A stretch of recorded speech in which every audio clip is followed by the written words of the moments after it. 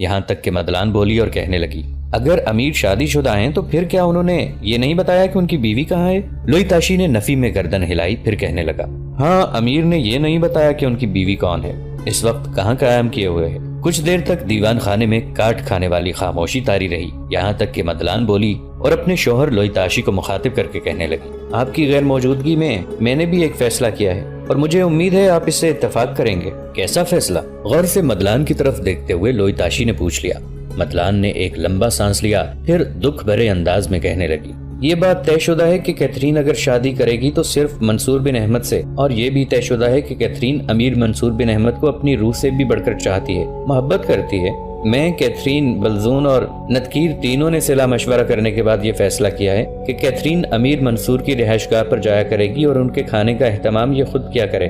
اب جانتے ہیں ہم جنس جانور بھی ایک عرصہ ایک دوسرے کے ساتھ رہیں تو ان کے اندر بھی ایک محبت اور راحت پیدا ہو جاتی ہے۔ کیتھرین جب امیر کی رہائش گاہ میں آتی جاتی رہے گی اور ان کی خدمت کرے گی تو امیر کیتھرین کے رویے اور اس کے اٹھنے بیٹھنے سے واقف ہوں گے۔ اس طرح ان کے دل میں کیتھرین کے لیے محبت کی وہی چنگاری اٹھے گی جو اس وقت کیتھرین کے دل میں روشن ہے، اور جب ایسا ہوگا تو میں سمجھتی ہوں امیر منصور بن احمد کیتھرین کو اپنی زندگی کا ساتھی بنا لیں گے۔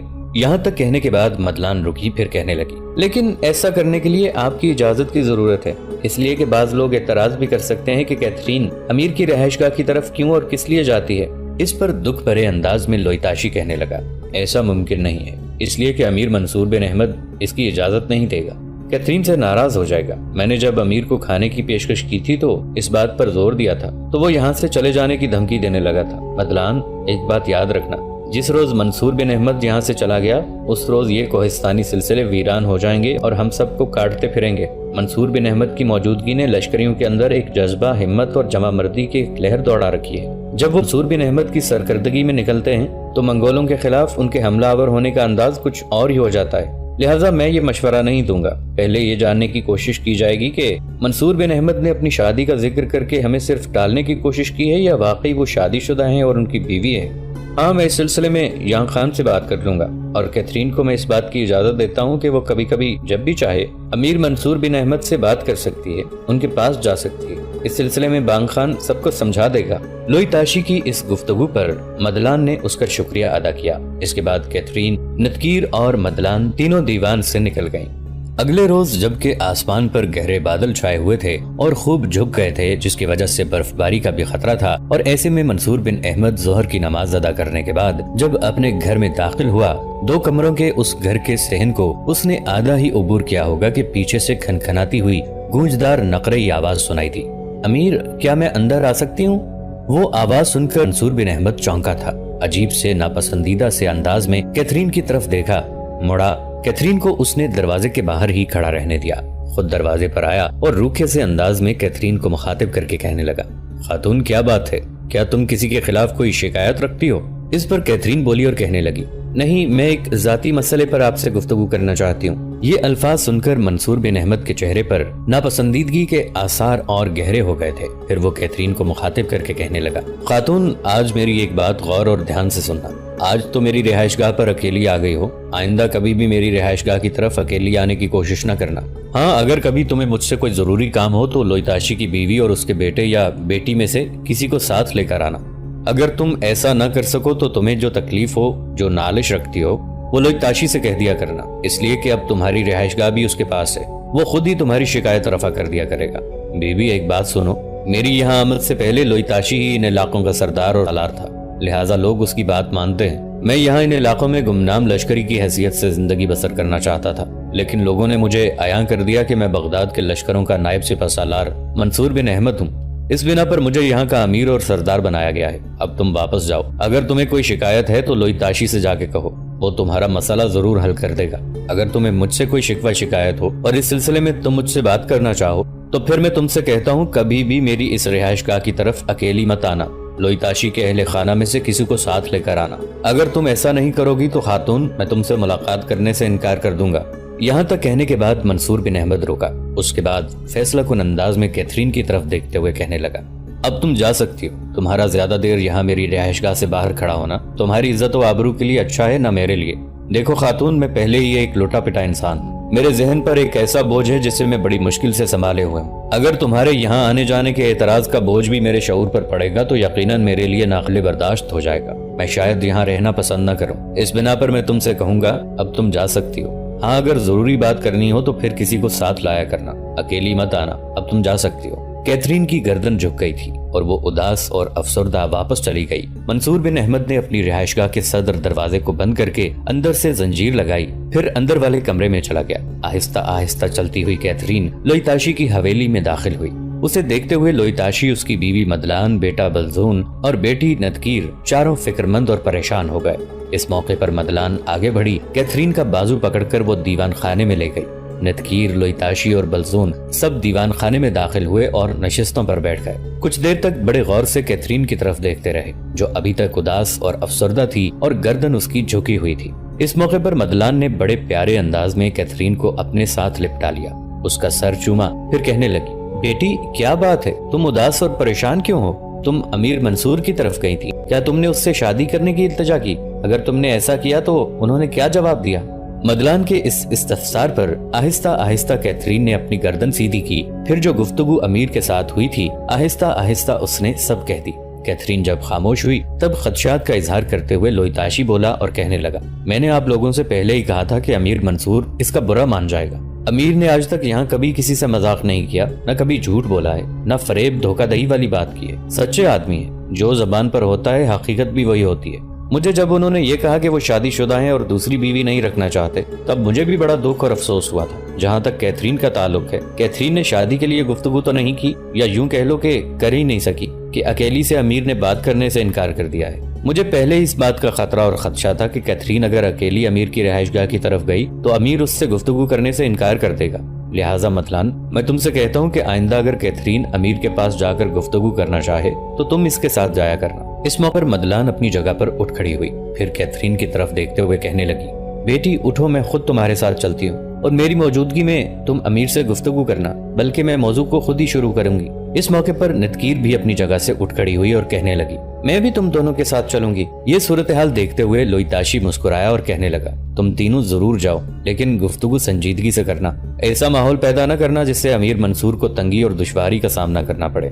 مدلان، تم جانتی ہو امیر پہلے ہی دکھی ہیں، بغداد میں ان کے سارے اہل خانہ مارے جا چکے ہیں۔ اب ان کی بیوی کہاں ہے یہ تو نہیں میں جانتا، اگر وہ زندہ ہے تو اسے یہاں ہونا چاہیے تاکہ وہ امیر کی خدمت کرے۔ کوئی مناسب موقع جان کر جس وقت یہ امیر خوشگوار حالت میں ہوں، میں ان سے ضرور پوچھوں گا کہ ان کی بیوی نے ان دنوں کہاں رہائش رکھی ہوئی ہے، تاکہ اسے وہاں سے یہاں کوہستانی سلسلے میں لایا جائے۔ میرے خیال میں اب تم اٹھو اور کیتھرین کو ساتھ لے کر امیر کی طرف جاؤ اور اس موضوع پر گفتگو کرو۔ ہو سکتا ہے امیر کا یہ کہنا ہو کہ ان کی شادی پہلے ہو چکی تھی اور ان کی بیوی بغداد میں ماری جا چکی ہو، اور انہوں نے اس کے دکھ اور غم میں دوسری شادی کرنے سے انکار کر دیا ہو۔ اگر ایسا ہے تو پھر امید ہے کہ ایسا ماحول پیدا کرنے کی کوشش کی جائے گی کہ وہ کیتھرین سے شادی پر آمادہ ہو جائیں۔ اگر وہ ایسا کرتے ہیں تو پھر انہیں یہاں قیام کے دوران ذہنی سکون بھی میسر ہوگا۔ جب تک لوئیتاشی بولتا رہا، اس کی بیوی مدلان، کیتھرین اور نتکیر تینوں غور سے سنتی رہیں، پھر تینوں دیوان خانے سے نکلیں اور امیر منصور بن احمد کی رہائش گاہ کی طرف روانہ ہو گئی۔ تھوڑی دیر بعد وہ امیر منصور کی رہائش گاہ پر دستک دے رہی تھی۔ دستک دینے والی لوئیتاشی کی بیوی مدلان تھی۔ دستک انہوں نے رہائش گاہ کے صدر دروازے پر دی تھی۔ تھوڑی دیر بعد دروازہ کھلا اور لوئیتاشی کی بیوی مدلان، بیٹی نتکیر اور کیتھرین کو دیکھا تو لوئیتاشی کی بیوی کی طرف دیکھتے ہوئے منصور بن احمد کہنے لگا، میں دیوان خانے کا بیرونی دروازہ کھولتا ہوں اور آپ کو اندر بٹھاتا ہوں۔ اس کے ساتھ ہی منصور بن احمد پیچھے ہٹا، دیوان خانے کا وہ دروازہ کھولا جو باہر کھلتا تھا۔ دروازہ کھلنے کے ساتھ ہی مدلان، اس کی بیٹی اور کیتھرین اندر داخل ہوئیں اور نشستوں پر بیٹھ گئیں۔ منصور بن احمد بھی ان کے سامنے ہو بیٹھا۔ پھر منصور بن احمد لوئیتاشی کی بیوی مدلان کی طرف دیکھتے ہوئے کہنے لگا، خاتون محترم، اس سے پہلے کیتھرین مجھ سے کسی موضوع پر گفتگو کرنے کے لیے اکیلی آئی تھی، لیکن میں نے اسے واپس بھیج دیا اور سمجھایا کہ آئندہ کبھی بھی یہ اکیلی میری رہائش گاہ کی طرف آنے کی کوشش نہ کرے، چونکہ اب یہ اپنے ساتھ آپ کو اور میری بہن نتکیر کو لے کر آئی ہے۔ لہٰذا اس سے کہیں کہ جس موضوع پر یہ گفتگو کرنا چاہتی ہے اس کی ابتدا کرے۔ اس موقع پر مدلان بولی اور منصور بن احمد کی طرف دیکھتے ہوئے کہنے لگی، امیر، آپ کی ہدایت کے مطابق کیتھرین مجھے اور نتکیر کو اپنے ساتھ لے آئی ہے۔ جس موضوع پر یہ گفتگو کرنا چاہتی تھی اس کی ابتدا میں خود ہی کروں گی۔ امیر، ہم نہ تمہید باندھیں گی نہ اصل بات کہنے کے لیے پیش الفاظ کہیں گی۔ میری آپ سے التجا ہے کہ کیتھرین آپ سے شادی کرنے کی خواہش مند ہے۔ آپ جانتے ہیں وہ لشکری آپ سے ایک انوکھی عقیدت مندی رکھتے ہیں جو کیتھرین اور سیمر کو اٹھا کر یہاں لائے تھے۔ ان کی خواہش یہ تھی کہ ان دونوں کی شادی آپ سے کر دی جائے، چونکہ شروع ہی سے ان کے ذہنوں میں یہ بات بیٹھ گئی تھی کہ ان دونوں کو آپ سے شادی کے لیے یہاں لایا گیا ہے۔ چنانچہ مسلمان ہونے کے بعد بات سیمر اور کیتھرین دونوں کے ذہنوں میں پختہ ہو گئی، اور دونوں نے پختہ اور مصمم ارادہ کر لیا تھا کہ وہ امیر منصور سے شادی کریں گی۔ سیمر کی بدبختی کہ وہ گزشتہ جنگ میں ماری گئی، باقی کیتھرین رہ گئی ہے، اور اب یہ آپ کی زندگی کی ساتھی بننے کی خواہش مند ہے۔ بس یہی معاملہ آپ کی خدمت میں پیش کرنا تھا۔ اس سے پہلے اس موضوع پر آپ سے گفتگو کرنے کے لیے میرے شوہر بھی آئے تھے، لیکن آپ نے ان پر یہ انکشاف کیا کہ آپ پہلے سے شادی شدہ ہیں اور دوسری بیوی رکھنے کے خواہش مند نہیں ہیں۔ یہاں تک کہنے کے بعد مدلان جب خاموش ہوئی تب ہلکی سی مسکراہٹ میں منصور بن احمد کہنے لگا، جو کچھ آپ کو بتایا گیا ہے ٹھیک سچائی تو یہی ہے۔ میں پہلے سے شادی شدہ ہوں اور دوسری شادی کرنا واقعی میں پسند نہیں کرتا، اور جس سے شادی کر چکا ہوں وہ نہ صرف میری حفاظت کرتی ہے بلکہ اس کی مدد سے میں عالم اسلام کے دشمنوں کو بھی خون میں نہلاتا ہوں۔ اس کے ساتھ ہی ایک جھٹکے کے ساتھ منصور بن احمد نے نیام سے تلوار نکالی۔ تلوار کافی لمبی اور چوڑے پھل کی تھی، اور اس کی طرف اشارہ کرتے ہوئے منصور بن احمد کہنے لگا، سنو محترم خاتون، میں اس تلوار سے شادی کر چکا ہوں، اب یہی میری بیوی ہے۔ اس کے ساتھ ہی میں نے شب بسری کرنی ہوتی ہے، لہٰذا یوں جانو کہ میری شادی تلوار سے ہو چکی ہے، اور میں ایک بار خواہ تلوار ہی سے صحیح شادی کر کے دوسری شادی اور دوسری بیوی لانے کا کوئی ارادہ نہیں رکھتا۔ میں نے اس سے پہلے لوئتاشی سے بھی یہی کہا تھا کہ میں شادی شدہ ہوں، میں نے اپنی تلوار سے شادی کر رکھی ہے۔ اس بنا پر آئندہ اس موضوع پر مجھ سے کبھی گفتگو نہ کرنا، اس لیے کہ میں شادی نہیں کروں گا۔ منصور بن احمد کا یہ جواب بڑا مایوسانہ تھا، لہٰذا مدلان جواب میں کچھ کہنا چاہتی تھی کہ دیوان خانے کے باہر سے کسی نے منصور بن احمد کو پکارا۔ جس نے پکارا تھا وہ آواز لوئتاشی کی لگتی تھی۔ اس پکار پر منصور بن احمد باہر نکلا۔ دیوان خانے کے قریب ہی لوئتاشی، یانگ خان، حسام الدین اور کچھ دوسرے سالار کھڑے ہوئے تھے۔ چنانچہ انہیں ہاتھ کے اشارے سے روک کر منصور بن احمد اندر آیا اور مدلان کی طرف دیکھتے ہوئے کہنے لگا، باہر سارے سالار کھڑے ہیں، شاید وہ کسی اہم موضوع پر مجھ سے گفتگو کرنا چاہتے ہیں، لہٰذا آپ تینوں فی الحال چلی جائیں۔ اس کے ساتھ ہی مدلان، نتکیر اور کیتھرین اٹھ کھڑی ہوئیں اور وہاں سے نکل گئیں۔ ان کے جانے کے بعد لوئتاشی، یانگ خان، حسام الدین اور دوسرے سالار دیوان خانے میں آ کر بیٹھ گئے۔ یہاں تک کہ گفتگو کا آغاز لوئتاشی نے کیا اور کہنے لگا، امیر، بات یہ ہے کہ تھوڑی دیر پہلے ہمارے مخبر آئے ہیں اور انہوں نے اطلاع دی ہے کہ ہلاکو خان نے ایک جرار لشکر کے ساتھ البیرا شہر کو فتح کر لیا ہے اور وہاں بھی اس نے مسلمانوں کا قتل عام کیا ہے، تباہی اور بربادی کا کھیل کھیلا ہے، اور مخبر یہ بھی بتا رہے تھے کہ اب ہلاکو خان 3 اہم علاقوں کا رخ کرے گا اور انہیں فتح کرنے کی کوشش کرے گا۔ ان تینوں میں سے ایک جزیرہ، دوسرا دیار بک، تیسرا دیار ربیہ ہیں۔ یہاں تک کہنے کے بعد لوئتاشی لمحہ بھر کے لیے خاموش ہو گیا، پھر غور سے جب اس نے اپنے سامنے بیٹھے منصور بن احمد کی طرف دیکھا تو سب اداس اور افسردہ ہو گئے تھے، اس لیے کہ منصور بن احمد کی گردن جھکی ہوئی تھی، انتہا درجے کا پریشان اور فکر مند تھا، ہونٹ کاٹ رہا تھا۔ کچھ دیر ایسا ہی سما رہا، یہاں تک کہ حسام الدین کی طرف دیکھتے ہوئے منصور کہنے لگا، حسام الدین میرے بھائی، تھوڑی دیر تک تیز رفتار قاصد اربل شہر کی طرف روانہ کرو۔ شرف الدین سے کہو کہ ہم کوہستان کے چاق سے نکل کر جزیرہ کا رخ کریں گے، وہ راستے میں ہم سے آن ملے۔ ہلاکو نے چونکہ اب رزمگاہ کے لیے دوسرے علاقے منتخب کر لیے ہیں، لہٰذا وہ اربل کا رخ نہیں کرے گا۔ ویسے بھی اربل شہر کے نواح میں ہمارے ہاتھوں وہ کافی نقصان اٹھا چکا ہے۔ میرے بھائی، دوسرا کام یہ کرو کہ آج لوئتاشی اور یانگ خان کے ساتھ مل کر اپنے لشکر کی تیاری کو آخری شکل دے لو، اس لیے کہ آنے والی شب کے پچھلے پہر ہم یہاں سے کوچ کریں گے۔ تیسری بات جو آپ سب کو میں بتانا چاہتا ہوں وہ یہ کہ میں نے اپنے دل میں اپنے خداوند قدوس کے حضور یہ وعدہ کیا ہے کہ میں اپنی طرف سے پوری کوشش کروں گا کہ ہلاکو خان کو جزیرہ، دیار بکر اور دیار ربیہ پر قبضہ نہ کرنے دوں۔ اگر تو میں ان علاقوں کو ہلاکو سے بچا سکا، ان کا دفاع کر سکا، تو پھر مجھے زندہ رہنے کا حق ہے، اور اگر میں ان علاقوں کو ہلاکو خان کی تباہی، بربادی اور مسلمانوں کو قتل ہونے سے نہ بچا سکا تو پھر ان علاقوں کے لیے تم جسے چاہو اپنا امیر مقرر کرنا۔ میں کہاں ہوں گا، مجھے تلاش کرنے کی کوشش نہ کرنا، اگر تم تلاش کرو گے تو میں نہیں سکوں گا، اس لیے کہ جزیرہ، دیار بکر اور دیار ربیہ کے علاقے اگر ہلاکو کے قبضے میں چلے جائیں تو پھر میں زندہ رہنا پسند نہیں کروں گا۔ یہاں تک کہنے کے بعد منصور بن احمد جب خاموش ہوا تب سارے سالار اداس اور افسردہ ہو گئے تھے، خصوصیت کے ساتھ حسام الدین کی گردن جھکی ہوئی تھی، چہرہ اتر گیا تھا۔ اس موقع پر لوئتاشی غور سے منصور بن احمد کی طرف دیکھتے ہوئے کہنے لگا، امیر، خدا کے لیے ایسا تو نہ کہیے، اگر یہ علاقے ہلاکو خان کی تباہی اور بربادی سے نہیں بچتے تو اس میں آپ کا کیا قصور؟ آپ اپنی جان کے دشمن کیوں بنیں گے؟ اپنی طرف سے کوشش کیجیے گا، اگر دفاع ہو سکا تو میں جانتا ہوں آپ کوئی کمی نہیں چھوڑیں گے، اور اگر ہلاکو بڑے بڑے لشکروں کے ساتھ ان علاقوں پر چڑھ دوڑا اور ہم مقابلہ نہ کر سکے تو پھر آپ کو اپنی جان گنوانے کی ضرورت نہیں ہے۔ لوئتاشی کو یہاں تک کہنے کے بعد رک جانا پڑا، اس لیے کہ منصور بن احمد کہنے لگا، لوئی تاشی، اب تک میں مسلمانوں کی بڑی بربادی اور تباہی دیکھ چکا ہوں۔ میں نے بغداد کی تباہی اور بربادی اپنی آنکھوں سے نہیں دیکھی، پر قسم خداوند قدوس کی، وہ تباہی اور بربادی ہر روز اپنے خوابوں میں دیکھتا ہوں جس نے میری راتوں کی نیند حرام کر رکھی ہے۔ بغداد کے بعد دوسرے علاقوں کی تباہی اور بربادی بھی کسی لحاظ سے کم نہیں ہے، لہٰذا جزیرہ دیار بکر اور دیار ربیہ کی بربادی شاید میرے لیے قابل برداشت نہ رہے۔ منصور بن احمد اپنی جگہ سے اٹھ کھڑا ہوا، اس لیے کہ عصر کی نماز کی اذان سنائی دے رہی تھی۔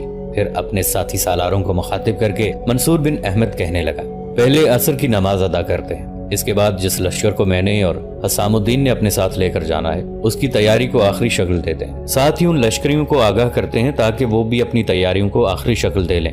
اس کے ساتھ ہی سب اٹھ کر دیوان خانے سے باہر نکلے۔ اس موقع پر لوئی تاشی کو کچھ یاد آیا، منصور بن احمد کی طرف دیکھتے ہوئے کہنے لگا، امیر، اگر آپ برا نہ مانیں تو میں آپ سے کچھ کہنا چاہتا ہوں۔ منصور بن احمد رک گیا اور غور سے لوئی تاشی کی طرف دیکھا، پھر کہنے لگا، کہو، اس کے لیے تمہیں مجھ سے اجازت لینے کی ضرورت نہیں ہے۔ لوئی تاشی بولا اور کہنے لگا، امیر، آپ جانتے ہیں جیسا کہ آپ خود فیصلہ کر چکے ہیں، آنے والی شب کے پچھلے حصے میں آپ اور حسام الدین لشکر کو یہاں سے لے کر کوچ کریں گے، لہٰذا میری خواہش ہے کہ آج شام کا کھانا آپ، حسام الدین، یانگ خان اور دوسرے سالار میرے ہاں کھائیں۔ ایسا میں سعادت سمجھ کر کرنا چاہتا ہوں اور ساتھ یہ بھی امید رکھتا ہوں کہ آپ انکار نہیں کریں گے۔ اس موقع پر ہلکا سا تبسم منصور بن احمد کے چہرے پر نمودار ہوا اور وہ کہنے لگا، لوئی تاشی، میں تمہیں پہلے بھی کہہ چکا ہوں، جو کھانا میں خود اپنی رہائش گاہ میں تیار کر کے کھاتا ہوں وہ بھی ایک طرح سے تمہارا ہی ہوتا ہے، اس لیے کہ وہ ساری چیزیں تمہارے ہاں سے جاتی ہیں، لہٰذا تمہیں بار بار ہماری ضیافت کرنے کی ضرورت نہیں ہے۔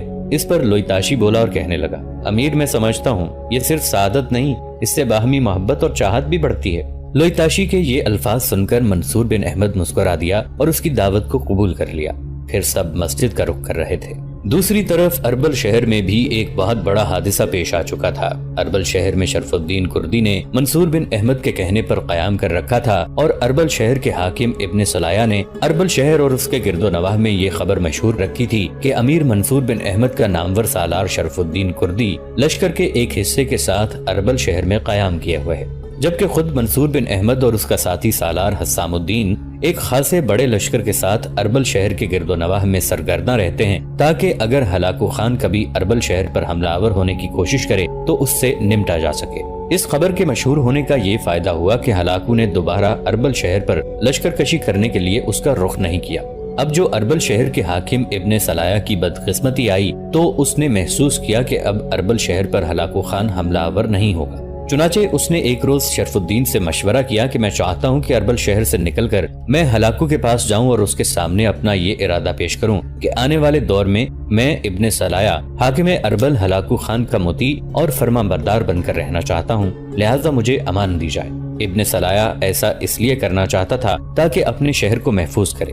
جب اپنے ان ارادوں کا اظہار اس نے شرف الدین کردی سے کیا تو شرف الدین کردی نے اربل کے حاکم ابن صلایہ کی اس تجویز سے اتفاق نہیں کیا اور اسے ہلاکو کے پاس جانے سے منع کر دیا۔ لیکن شرف الدین کردی کے منع کرنے کے باوجود ابن صلایہ اربل شہر سے نکلا اور ہلاکو کی خدمت میں حاضر ہوا۔ مورخین کہتے ہیں کہ جب ہلاکو کے پاس وہ پہنچا تو ہلاکو نے کوئی گفتگو نہ کی بلکہ اسے قتل کر دیا۔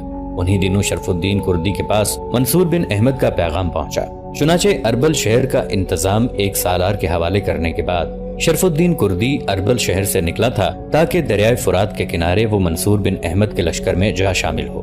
شام سے تھوڑی دیر پہلے جس وقت لوئی تاشی کی بیوی مدلان، بیٹی نتکیر اور کیتھرائن تینوں دعوت کے سامان کا اہتمام کرنے میں مصروف تھیں اور کیتھرین چاولوں سے بھرا ہوا ایک تشت اپنے گھٹنوں پر رکھے چاول صاف کر رہی تھی، اس موقع پر بلزون گھر میں داخل ہوا۔ وہ پریشان اور فکر مند تھا، سیدھا اس طرف گیا جہاں مدلان، نتکیر اور کیتھرائن بیٹھی ہوئی تھی۔ وہ جا کر اپنی ماں کے قریب بیٹھ گیا، پریشان اور فکر مند تھا، چہرہ اترا ہوا تھا۔ لمحے بھر کے لیے نتکیر اور مدلان دونوں ماں بیٹی نے بڑی غور سے اس کی طرف دیکھا، پھر مدلان نے اسے مخاطب کیا، بلزون بیٹے، میں دیکھتی ہوں تو پریشان اور فکر مند ہے، کہو کیا بات ہے؟ کیا تمہارے بابا نے تمہاری دل شکنی کی ہے یا کسی بات پر تمہیں جھڑک دیا ہے؟ اپنی ماں کے اس محبت سے پوچھنے پر بلزون رو دیا تھا۔ اس کی یہ حالت دیکھتے ہوئے مدلان نے اسے گلے لگایا اور اس کا سر اور پیشانی چومی، پھر کہنے لگی، بیٹے رو نہیں، بتاؤ کیا وجہ ہے؟